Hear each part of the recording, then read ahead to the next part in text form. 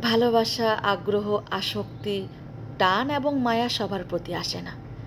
এটা ঠিক নির্দিষ্ট তার প্রতি আসে, যার সাথে কথা বলাটা অভ্যাসে পরিণত হয়।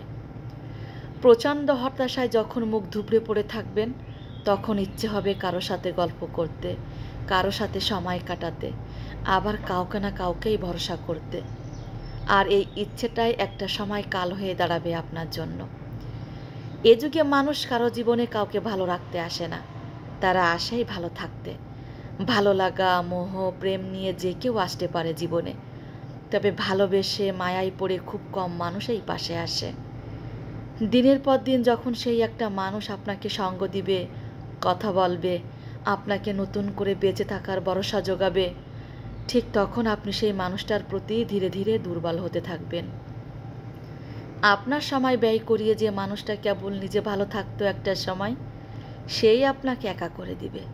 অবহেলা, অনগ্রহ, সময় না দেওয়া, ব্যস্ততার অজুহাতে আপনাকে অনেক দূরে ঠেলে দিবে। জানেন তো, অতিরিক্ত নির্ভরশীলতা কখনো কখনো চরম একাকিত্ব ডেকে আনে। আপনি যখন সেই মানুষটার প্রতি নির্ভরশীল, ঠিক তখন সে আপনাকে একা করে দিবে। আপনি যখন তাকে ছাড়া আর অন্য কিছু ভাবতেও পারেন না, সে তখন আপনাকে ছাড়া ঢের ভালো থাকতে পারে। জীবনের এই এক আশ্চর্যজনক ব্যাপার। হতাশা কিংবা একাকিত্ব দূর করতে আমরা যারা কাউকে ভরসা করি, ভালোবাসি, ঠিক সেই মানুষটাই আমাদের আরও বেশি একা করে দিয়ে যায়। অভিমান এক অদ্ভুত জিনিস।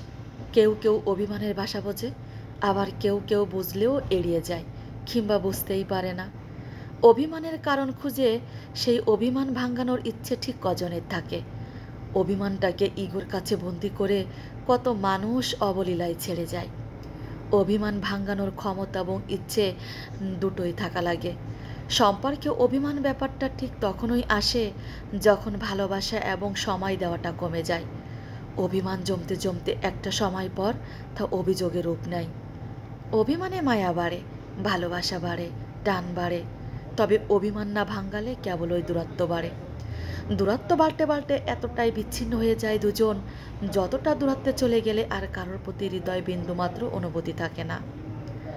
সময় বদলায়, সেই সাথে অভিমানের রূপটাও পাল্টে যায়। যে মানুষ হৃদয়ে অভিমান পুষে রাখে, সেই তো নীরবে যন্ত্রণা সয়ে যায়। আসসালামু আলাইকুম। কেমন আছেন সবাই? আশা করছি যে যেখানে আছেন অনেক অনেক বেশি ভালো আছেন। আমিও আলহামদুলিল্লাহ আপনাদের দোয়ায় অনেক বেশি ভালো আছি। কথাগুলো কেমন লেগেছে সবাই কিন্তু কমেন্ট করে জানাবেন। ভালো লাগলে একটু লাইক এবং কমেন্ট করতে ভুলবেন না। সবাই ভালো থাকবেন, সুস্থ থাকবেন। আবারও দেখা হয়ে যাবে নতুন কোনো ভিডিও নিয়ে আপনাদের মাঝে। সে পর্যন্ত সুস্থ থাকবেন, ভালো থাকবেন। আল্লাহ হাফেজ। আসসালামু আলাইকুম।